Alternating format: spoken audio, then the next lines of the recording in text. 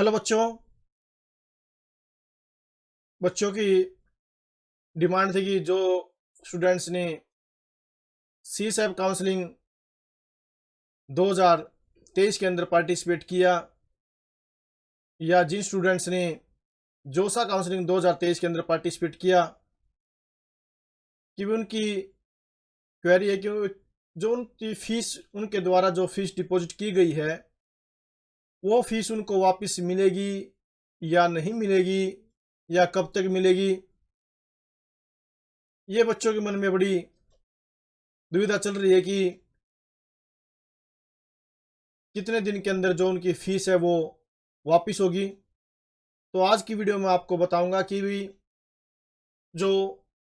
आपके द्वारा fees deposit की गई है तो आपको वो फीस रिफंड होगी या नहीं होगी, अगर होगी तो वो कब तक होगी। इन सारी बातों का जो जवाब है आज की वीडियो में दिया जाएगा, तो वीडियो को अंत तक जरूर देखना ताकि आपको पता चले कि भी आपके द्वारा जो फीस डिपॉजिट की गई है और आपने सीट है जो आईआईटी के अंदर या एनआईटी के अंदर या ट्रिपल आईटी के अंदर या जीएफटीआई के अंदर, यानी कहने का मतलब है कि एनआईटी प्लस में सिस्टम के अंदर और आईआईटी के अंदर अगर कोई सीट मिली है तो उसके बाद आपका फीस का जो रोल है वो क्या रहेगा। अगर नहीं मिली है, आपने फीस डिपॉजिट की है सी सैप के अंदर, तो आपकी फ़ीस वापस होगी या नहीं होगी। सबसे पहले तो आपको ये पता होना चाहिए कि भी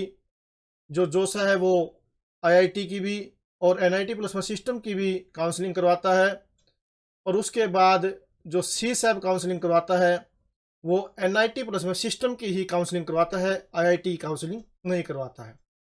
ये बात आपके मन में होनी चाहिए, क्योंकि कई बार क्या होता है, स्टूडेंट्स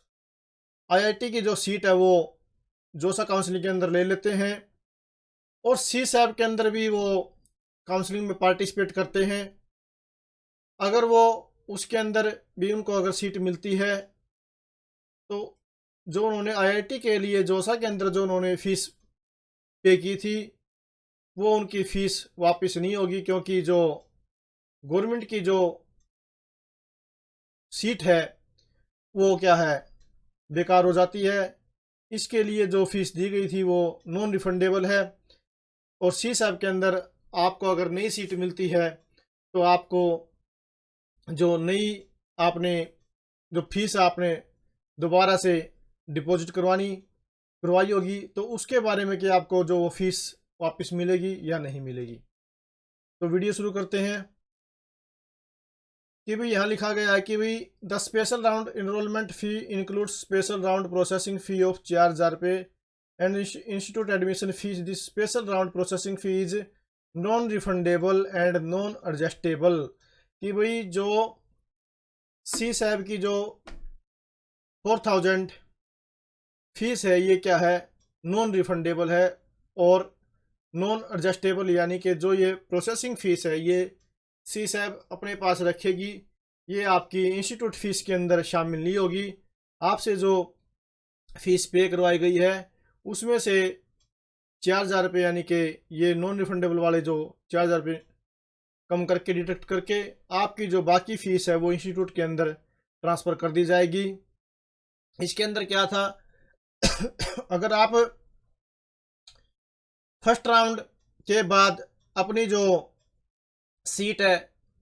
उसको आप विड्रॉ करते हैं या एग्जिट करते हैं तो उसके बाद तो आपकी जो फीस थी वो वापस होनी थी, और जो आपकी जो फीस वापस होनी थी उसके अंदर आपको क्या था, अपने अकाउंट नंबर, आईएफएससी कोड जो बैंक का है वो दिया था। वो इसीलिए दिया गया था कि भाई जो आपकी फ़ीस रिफ़ंड होगी वो आपके अकाउंट के अंदर डिपॉजिट कर दी जाएगी, और वो कब तक कर दी जाएगी, वो लगभग जो उसमें समय लगता है 2 से 2.5 महीने का जो समय लगता है उसके अंदर आपकी जो फीस है वो रिफ़ंड कर दी जाएगी। अगर आपने सेकंड राउंड के बाद कोई फी आप सोचते हैं कि जो सीट है वो हम छोड़ दें, तो उसके बाद आपकी जो फीस है वो रिफ़ंड नहीं होगी, क्योंकि जो सीट है वो गवर्नमेंट की जो वो बेकार हो गई, इसलिए आपकी जो फीस है वो वापस नहीं होगी। अगर आपने फर्स्ट राउंड के बाद ही अपनी जो डेट बताई गई थी उससे पहले अगर आपने एग्जिट किया, विथड्रॉ किया, तो आपकी फ़ीस प्रोसेसिंग फ़ीस को काट कर वापस आपके अकाउंट में ट्रांसफ़र कर दी जाएगी। वो आपका जो समय है 2 से ढाई महीने के उसमें समय लगता है, और वो आपके बैंक अकाउंट के अंदर डिपॉजिट कर दी जाएगी। जो आपने सीसैप काउंसलिंग के द्वारा जब आपने रजिस्ट्रेशन किया था उस समय जो आपने अकाउंट नंबर दिया था उसके अंदर आपकी जो फीस है डिपॉजिट कर दी जाएगी। उसमें समय लगेगा 2 से ढाई महीने का। तो इसलिए जो आपके जवाब थे फीस से रिफंडेड, जो संबंधित के भाई आपकी फ़ीस कब तक रिफ़ंड होगी, आज की वीडियो में मैंने आपको बता दिया कि अगर आपने फर्स्ट राउंड के बाद अपनी जो सीट है छोड़ दी और आप काउंसलिंग से बाहर हो गए, तो आपकी जो डिपॉजिट फ़ीस है उसमें से प्रोसेसिंग फ़ीस निकाल कर बाकी जो आपकी फ़ीस है आपके बैंक अकाउंट में आ जाएगी। अगर आपने सेकंड राउंड के बाद आपने मन बनाया कि मैं सीट छोड़ दूं, तो आपकी जो फीस है वो वापस नहीं होगी। अगर आपको मेरी वीडियो अच्छी लगी तो प्लीज़ आप वीडियो को लाइक करना और अधिक से अधिक शेयर ज़रूर करना, ताकि उन स्टूडेंट्स को भी पता चले जिनको पता नहीं कि उनकी फ़ीस रिफ़ंड होगी या नहीं होगी, क्योंकि जो फ़ीस है काफ़ी लगती है, और उनको भी पता चले कि भाई जो उनकी फ़ीस है उनके बैंक अकाउंट में कब तक आ जाएगी। और अगर आपके मन में कोई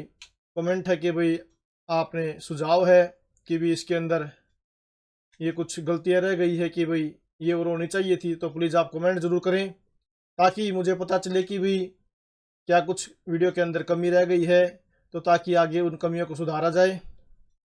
और चैनल को सब्सक्राइब जरूर करें ताकि जो नई नई जानकारियाँ आए और मैं उनके ऊपर वीडियो बनाऊं तो उनकी जानकारी, उनकी नोटिफिकेशन आप तक सही समय पर पहुंचती रहे। Thank you very much.